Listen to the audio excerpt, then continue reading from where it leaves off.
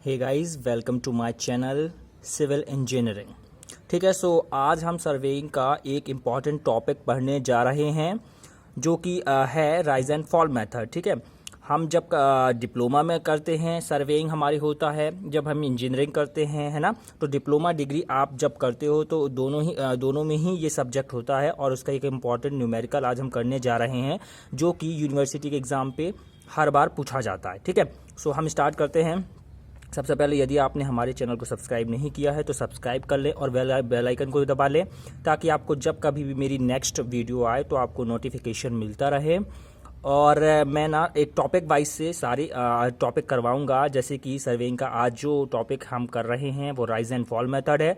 Next topic दूसरा numerical होगा जब मैं वीडियो डालूंगा, तो वो मैं उस टाइम पे आपको डिस्क्रिप्शन में लिंक दे दूंगा, तो वहाँ से आप उस वीडियो को भी देखिएगा। तो हम एक एक टॉपिक करके सब्जेक्ट को कंप्लीट करेंगे। सारे जितनी भी इंजीनियरिंग सब्जेक्ट हैं, सिविल इंजीनियरिंग सब्जेक्ट है, सारे सिविल इंजीनियरिंग सब्जेक्ट को कंप्लीट करेंगे। सो हम शुरू करते हैं। देखिए, हमें यहाँ पे हमने क्या किया, एक रोड सरफेस में डंपी लेवल से हमने क्या रीडिंग ली। तो इसने क्या बोला, the following reading we are taking with a dumpy level. ठीक है, हमने डंपी लेवल से रीडिंग ली है, जहाँ पर हमने एक जगह पे इंस्ट्रूमेंट को सेटअप किया और वहाँ से रीडिंग लेना चालू कर दिया। ठीक है, तो फर्स्ट रीडिंग हमने यहाँ पे हमें रीडिंग दी गई है, क्वेश्चन में इस तरीके से हमें रीडिंग दी गई है कि, और फिर उसके बाद क्या बोला गया है, उसके बाद बोला गया है the instrument was shifted after 4th and 8th reading. मतलब क्वेश्चन में साफ साफ बोल दिया है कि 1 2 3 4 इस रीडिंग के बाद इंस्ट्रूमेंट को शिफ्ट किया गया है। मतलब इंस्ट्रूमेंट को एक जगह से उठा के फिर दूसरी जगह पे शिफ्ट किया गया है। क्यों? क्योंकि फिर हमने जहां पर इंस्ट्रूमेंट शिफ्ट किया था वहां से रीडिंग लेना पॉसिबल नहीं था। फिर दोबारा हमने जब इंस्ट्रूमेंट को शिफ्ट किया, फिर दोबारा यहाँ पर, फिर उसके बाद 8th रीडिंग के बाद, तो यानी कि 8 हम यहाँ पर रीड 1 2 3 4 5 6 7 8 यानी कि 0.251 के बाद भी इंस्ट्रूमेंट को सेटअप किया गया है। ठीक है, तो यहाँ पे बोला गया है the instrument was shifted after 4th and 8th reading. The first reading was taken on the staff held on the benchmark of RL 100 metre. यानी RL आपको क्वेश्चन में कितना दिया है, 100। अगर आपको कभी कभी होता है कि हमें क्वेश्चन में RL नहीं दिया होता है तो हम एज्यूम कर लेते हैं 100 मीटर समथिंग एज्यूम कर लेते हैं। और जो कि कई बार होता है यूनिवर्सिटी के एग्जाम में भी RL एक तो मोस्टली आपको दिया ही रहता है। अगर किसी कारणवश नहीं दिया है तो उसमें साफ साफ मेंशन रहता है आपके क्वेश्चन में कि जो भी अलग सा डाटा है वो आप अपने अकॉर्डिंग एज्यूम कर सकते हैं यूनिवर्सिटी के एग्जाम्स में। ठीक है, सो आपको calculate the reduce level of the point and so the usual check. आपको रिड्यूस लेवल निकालने हैं और आपको चेक भी लगाना है कि जो आपने न्यूमेरिकल प्रॉब्लम सॉल्व किया है क्या वो सही है या नहीं है। ठीक है, तो सबसे पहले हम सॉल्यूशन स्टार्ट करते हैं कि इसको हम किस तरीके से सॉल्व करते हैं। देखिए, सबसे पहले हमने स्टेशन देखा, यहाँ पे हम एक टेबल बनाते हैं और इस टेबल को आपको याद रखना है कि इस टेबल को बनाना इसी फॉर्मेट पे है जिस फॉर्मेट पे मैंने बनाया हुआ है। सबसे पहले आपको स्टेशन लिखना है। आपको स्टेशन के बाद ये क्या होती है, BS मतलब बैक साइड। बैक साइड मतलब ये होता है कि जब हम इंस्ट्रूमेंट को सेटअप करते हैं, है ना, तो जब इंस्ट्रूमेंट को सेटअप करने के बाद जो पहली रीडिंग ली जाती है उसे हम बैक साइड बोलते हैं। ठीक है, इंटरमीडिएट साइड क्या होती है, इंटरमीडिएट साइड ये होती है कि जब बैक साइड के बाद जो हम रीडिंग लेते हैं वो हमारी इंटरमीडिएट साइड होती है। और जब हम इंस्ट्रूमेंट को मतलब वहाँ से एक जगह से दूसरी जगह सेटअप करते हैं तो उस इंस्ट्रूमेंट को जहाँ हम सेटअप करते हैं तो उसी जगह पर स्थित लास्ट रीडिंग जो हम इंस्ट्रूमेंट में लेते हैं उसे हम 4 साइड कहते हैं। ठीक है, फिर यहाँ पे हमारा राइज मतलब होता है प्लस, मतलब आपने कहाँ पर आपको कितना मतलब कि क्या करना है, फिल करना है। अगर आपका रोड सरफेस जहां पर जैसे होता है ना अंडुलेटिंग एरिया, जहां पर आपको रोड में आप कटिंग करते हो, फिलिंग करते हो, जहां से आपका आधा पोर्शन निकाला जाता है वहां पे, है ना, तो यहाँ पे आपका राइज मतलब क्या होता है, फिल करना, मतलब कि आपको, और फॉल मतलब क्या होता है कि माइनस मतलब कि कटिंग करना। ठीक है, RL आपको यहाँ पर दिया है, उसके बाद आपको यहाँ पे रिमार्क मतलब 1 2 3 4 5 6 7 8 आपको इस तरीके के फॉर्मेट पे आपको 8 ये पॉइंट याद रखने हैं और बिल्कुल इसी फॉर्मेट पे लिखना है, आगे पीछे कुछ नहीं लिखना, सेम इसी फॉर्मेट पे आपको लिखना है। ठीक है, तो सबसे पहले हमने देखा स्टेशन 1 पे, तो यहाँ पर अभी आपको कैसे पता चलेगा, क्योंकि आपको तो सिर्फ क्वेश्चन में इतना दे दिया, अभी आपको यहाँ पर कैसे पता चलेगा कि हम यहाँ पे बैक साइड कौन सी है, कौन सी हमारी इंटरमीडिएट साइड है, कौन सी हमारी 4 साइड। तो सबसे पहले मैंने यहाँ पे तो आपको साफ साफ मेंशन करके रखा है, तो बहुत अच्छी बात है। ठीक ठीक है, कि इंस्ट्रूमेंट को फोर्थ रीडिंग के बाद क्या कर दिया है उसने, फिर से शिफ्ट कर दिया है। ठीक है, तो यानी कि फर्स्ट साइड मैंने पहले बताया कि आपकी फर्स्ट साइड क्या होती है, आपकी बैक साइड होती है। तो आपने फर्स्ट साइड जब इंस्ट्रूमेंट को शिफ्ट करने के बाद पहली रीडिंग लेते हो वो आपकी क्या कहलाती है, बैक साइड। तो आपने यहाँ पर बैक साइड लिख दिया। आफ्टर देन फिर उसके बाद दूसरी रीडिंग जो आपको ये दी गई है 1.643, ये क्या हो गई आपकी इंटरमीडिएट हो गई। उसके बाद 2.896 ये आपकी इंटरमीडिएट हो गई। और लास्ट रीडिंग जो होती है वो हमेशा मैंने पहले बताया कि इंस्ट्रूमेंट को जब हम वहाँ से रिमूव करते हैं, दूसरी जगह शिफ्ट करते हैं, तो उसमें जो लास्ट रीडिंग आप लेते हो वो क्या कहलाती है, आपकी फोर्थ साइड कहलाती है। ठीक है, फोर्थ साइड। उसके बाद आपने देखा फोर्थ रीडिंग के बाद आपने इंस्ट्रूमेंट को क्या कर दिया, शिफ्ट कर दिया। और यहाँ पर अभी आपने देखा कि 0.954। अब आपने क्या देखा, ये हमारी फिर से, क्योंकि जब हम इंस्ट्रूमेंट को शिफ्ट करते हैं तो फर्स्ट रीडिंग जो लेते हैं वो हमारी क्या कहलाती है, बैक साइड। तो यानी कि हमारी ये फिर से क्या हो गई, बैक साइड। और ये वाली बैक साइड हो गई। तो हमने जस्ट उसके सामने हमें क्या करना है, जस्ट सामने, मतलब जहां पर इंस्ट्रूमेंट को फिर से शिफ्ट किया उसके जस्ट फोर साइड के जस्ट सामने ही हमने आपको यहाँ पे ये वाली रीडिंग 0.954 लिख देना है। ठीक है, उसके बाद आपने देखा 0.692, फिर ये इंटरमीडिएट हो गई। फिर 0.582 ये भी आपकी क्या हो गई, इंटरमीडिएट हो गई। ठीक है, उसके बाद लास्ट में जो आपका बचा ये क्या है, अभी देखो यहाँ पे 0.2, क्योंकि उसने क्वेश्चन में मेंशन किया 8th रीडिंग के बाद फिर से आपका इंस्ट्रूमेंट शिफ्ट किया गया है, यानी 8th रीडिंग क्या हो गई, ये आपकी लास्ट रीडिंग है। तो यानी कि ये क्या हो गई, आपकी फोर साइड हो गई। 0.251 ये क्या हो गई, आपकी फोर साइड हो गई। उसके बाद फिर आपने देखा, फिर यहाँ पे आपने इंस्ट्रूमेंट यहाँ पर शिफ्ट कर दिया। तो यानी कि ये वाली रीडिंग क्या हो गई आपकी 1.532, ये क्या हो गई, फिर से बैक साइड हो गई। तो यहाँ आपने यहाँ क्या कर दिया, 0.251 की बगल, जस्ट बगल पे आपको सामने ही लिखना है, फ्रंट पे बिल्कुल है ना। तो 1.532 ये आपकी रीडिंग फिर से हो गई। फिर उसके बाद आपकी दो रीडिंग बचती 0.996। तो यहाँ पे आपने देखा कि ये इंटरमीडिएट साइड। और लास्ट रीडिंग हमेशा जो होती है 2.135, ये क्या हो जाएगी आपकी फोर साइड हो जाएगी। ठीक है, और मैं एक चीज़ और आपको बता दूं कि अगर मान लो यहाँ पे 1.532 के बाद अगर यहाँ पर सिर्फ एक ही रीडिंग दी होती, मान लो कि हमें क्वेश्चन में ये वाली रीडिंग 2.135 नहीं दी है, तो अब आप उस केसेस में क्या करते, तब उस केसेस में आपको ये वाली जो रीडिंग थी वो आप कहाँ पे लिखते, वो आप यहाँ पर इसकी जगह 2.135 की जगह लिखते और इसको खाली छोड़ देते। क्योंकि जो हमेशा लास्ट रीडिंग होती है वो हमेशा कहाँ पे आप लिखते हो, फोर साइड पे ही लिखते हो। ठीक है, आया समझ में। हाँ, अब ये तो आपका ये हो गया कि चलो भैया आपको यहाँ पे बोल दिया क्वेश्चन में कि आपकी फोर्थ और 8th रीडिंग के बाद इंस्ट्रूमेंट को शिफ्ट कर दिया गया है। लेकिन कभी कभी ऐसा भी होता है कि आपको क्वेश्चन में ऐसा नहीं बोला जाता है कि आपकी जो रीडिंग्स है वो मतलब कि ऐसा कुछ आपको क्वेश्चन में नहीं बोला जाता है कि आपका जो इंस्ट्रूमेंट है फोर्थ के बाद और 8th के बाद शिफ्ट किया, तब आप कैसे पहचानोगे कि हम कैसे शिफ्ट करें, कैसे मतलब कहाँ पर रीडिंग को यहाँ। क्योंकि आपका सबसे बड़ा प्रॉब्लम यही होता है कि अगर क्वेश्चन में आपको इस तरीके की रीडिंग आ जाती हैं और आपको इसे सबसे पहले सेटअप करना पड़ता है कि कौन सी बैक साइड, कौन सी इंटरमीडिएट, कौन सी फोर। अगर आपने ये ढंग से कर ली तो आपका आधा जो प्रॉब्लम होता है वही सॉल्व हो जाता है। लेकिन अगर आपने यही प्रॉब्लम कर दी, रीडिंग्स ही नहीं आप सेटअप कर पाए ढंग से कि कहाँ पे बैक साइड, कहाँ पे फोर साइड, कहाँ पे इंटरमीडिएट होगा, तो वो सारा प्रॉब्लम आपका वहीं पे फिर आप सही आगे कर ही नहीं सकते। ठीक है, तो यहाँ पर मैंने पहले बताया कि आपको देखना फर्स्ट रीडिंग हमेशा बैक साइड होती है। उसके बाद आपने देखा ये धीरे धीरे देखिए, फिर 1 पॉइंट, फिर 2 पॉइंट, 3 पॉइंट, मतलब देख रहे हैं ना कि कंटिन्यूसली बढ़ रही है रीडिंग। और जब 3 पॉइंट के बाद आप देखते हो तो ये वापस से सीधे 3 पॉइंट से लेकर 0 पॉइंट पे पहुंच गई।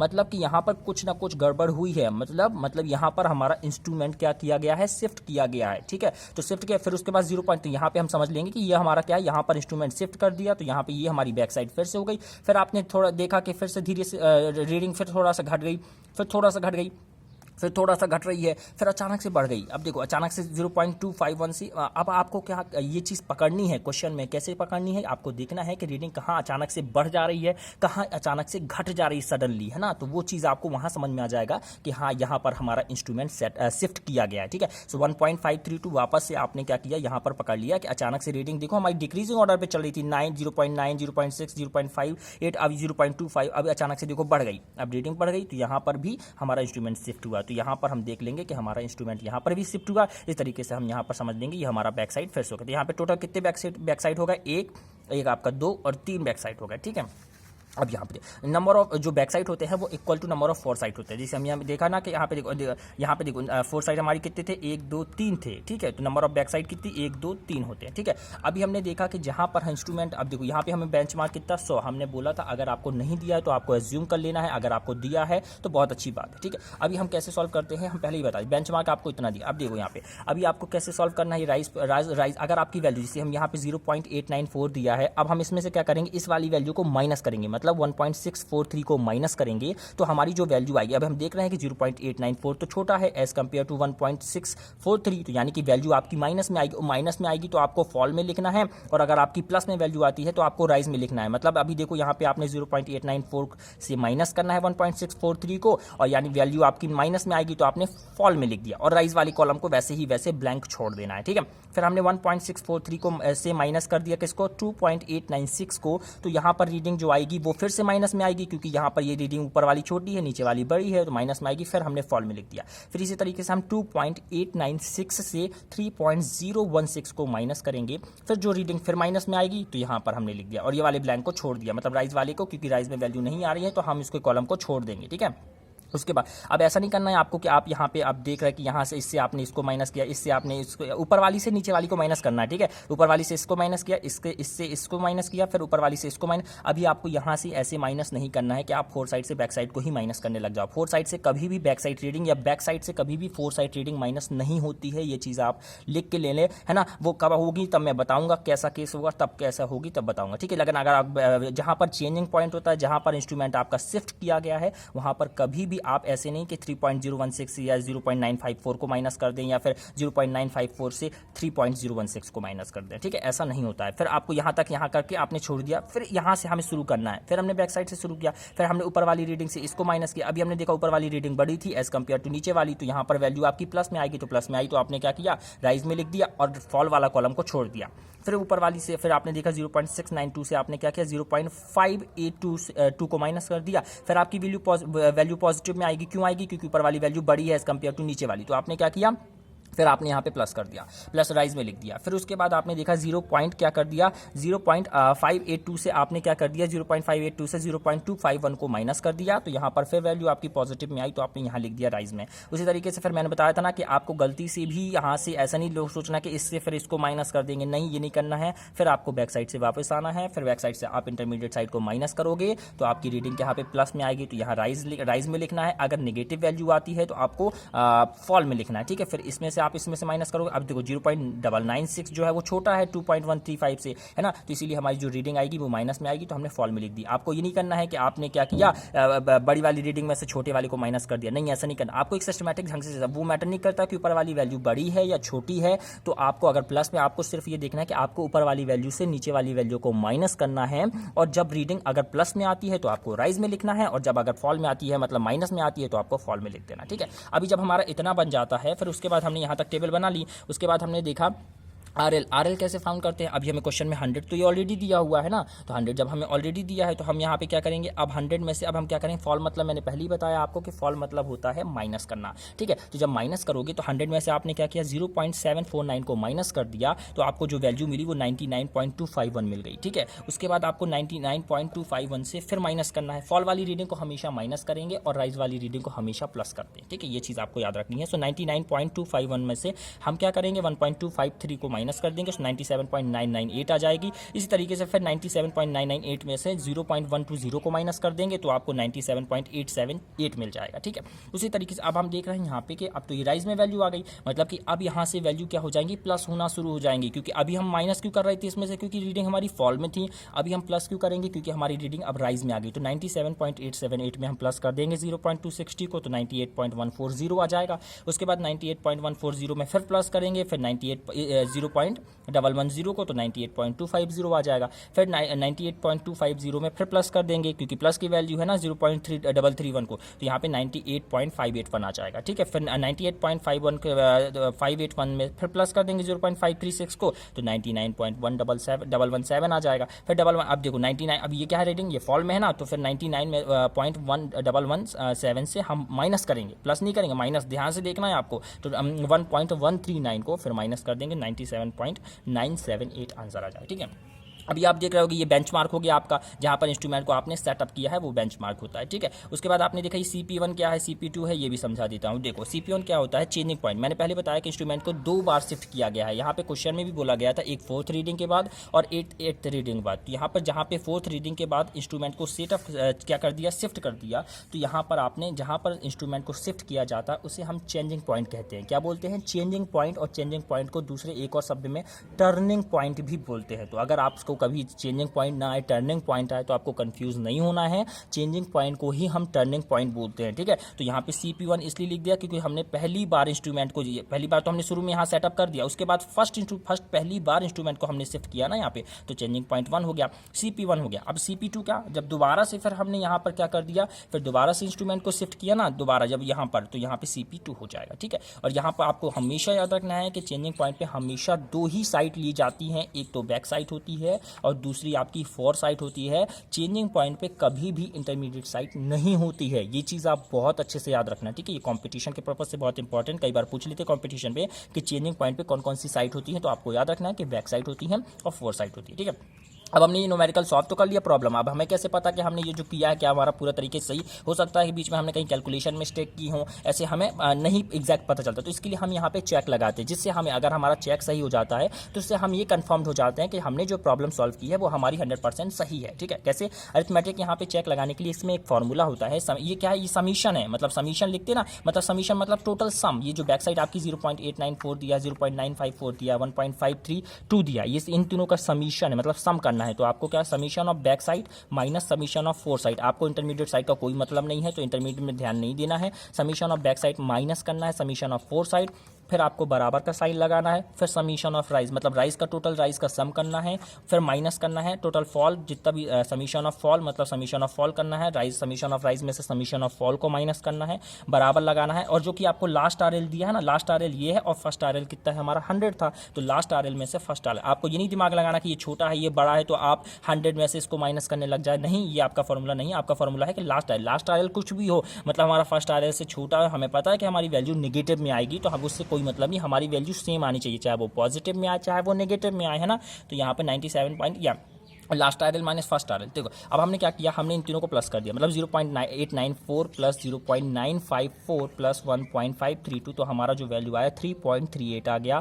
फिर हमने माइनस कर दिया, समीशन ऑफ फोर साइड भी तो करना था, तो 3.016 प्लस 0.251 प्लस 2.135, इनको प्लस करके तो 5.402 आ गया, ठीक है, बराबर किया। उसी तरीके से हमने राइज का भी समीशन कर लिया, राइज का समीशन टोटल कितना आया 1.239 आया, और फॉल का भी समीशन कर लिया तो 3.261 आ गया, ठीक है। उसी तरीके से अब समीशन ऑफ हमने अभी हमें पता लास्ट RL तो ऑलरेडी दिया 97.978 दे दिया, माइनस कर दिया और फर्स्ट RL आपको 100 दिया ये। तो हमने देखा यहाँ से जब हमने 3.38 में से 5.402 को घटाया तो हमारी माइनस में 2.022 वैल्यू आई, ठीक है। फिर हमने जब इसी तरीके से यहाँ पे समीशन ऑफ राइज से समीशन ऑफ फॉल्स को माइनस किया तो भी हमारी वैल्यू इतनी आई, फिर लास्ट RL में से हमने फर्स्ट RL को माइनस किया तो भी हमारी वैल्यू इतनी। तो मतलब हमारी जब हम चेक लगाते हैं तो चेक का मतलब यही है कि आपकी जो तीनों वैल्यू आ रही हैं वो बराबर आनी चाहिए, ठीक है। अगर ये वैल्यू बराबर आती हैं इसका मतलब आपने जो ये प्रॉब्लम किया है वो 100% सही है, ठीक है। और यहाँ पर ये हमारा हैंस चेक्ड, मतलब ये चेक्ड हो जाता है। एग्जामिनर ज़्यादातर यही करता है कि आपका जो है ना वो लास्ट का अरिथमेटिक चेक ही देखता है कि अगर वो वैल्यू सेम आती है तो वो समझ जाए, क्योंकि उसके पास इतना टाइम तो होता नहीं है कि वो एक एक रीडिंग आपकी चेक करेगा, है ना। तो वो क्या करता है, आपका अरिथमेटिक चेक ही देखता है अंत में कि आपने जो चेक लगाया क्या वो प्रॉपर सही है, क्या तीनों में जो वैल्यूज़ आ रही हैं वो क्या सही हैं, तो उसके बेसिस पे आपको मार्क्स देता है। आज के लिए था ये guys rise and fall method. I hope आप लोगों को समझ में आया होगा, और अगर आप लोगों को सच में समझ में आया है तो प्लीज़ आप कमेंट सेक्शन पे बताएं, और इम्प्रूव कितना कर सकता हूँ ये भी बताएं, और साथ में मेरे चैनल को भी सब्सक्राइब करें। अगर आपको ये चैनल मतलब अगर वीडियो अच्छा लगा, कंटेंट मेरा अच्छा लगा, मेरा पढ़ाने का ढंग अच्छा लगा है, और इसी तरीके से मैं सर्वेइंग का अभी जो दूसरा जो प्रॉब्लम है हाइट ऑफ इंस्ट्रूमेंट मेथड, जिसे हम कॉलिमेशन मेथड भी कहते हैं, उसका सेकंड लेक्चर लेके आऊँगा। मैं प्रॉपर सब्जेक्ट वाइज सारे टॉपिक को कवर करवाऊँगा, जो मोस्ट इम्पॉर्टेंटली टॉपिक जो हमेशा एग्ज़ाम में आते हैं, यूनिवर्सिटी के एग्ज़ाम हों उसमें ज़्यादातर ये प्रॉब्लम्स पूछी जाती हैं, तो मैं मोस्ट इंपॉर्टेंट टॉपिक आपको वही करवाऊंगा जो कि एग्ज़ाम में ज़्यादातर आने की संभावना होती है, ताकि आप कम समय में कुछ बेहतर कर सके। So I hope guys you like this video, and I hope you will subscribe my channel and hit the bell icon, ताकि आपको जब कभी मेरी मतलब वीडियोज़ आएँ, है ना, फ्यूचर में, तो आपको सबसे पहले नोटिफिकेशन मिल सके। So thank you so much.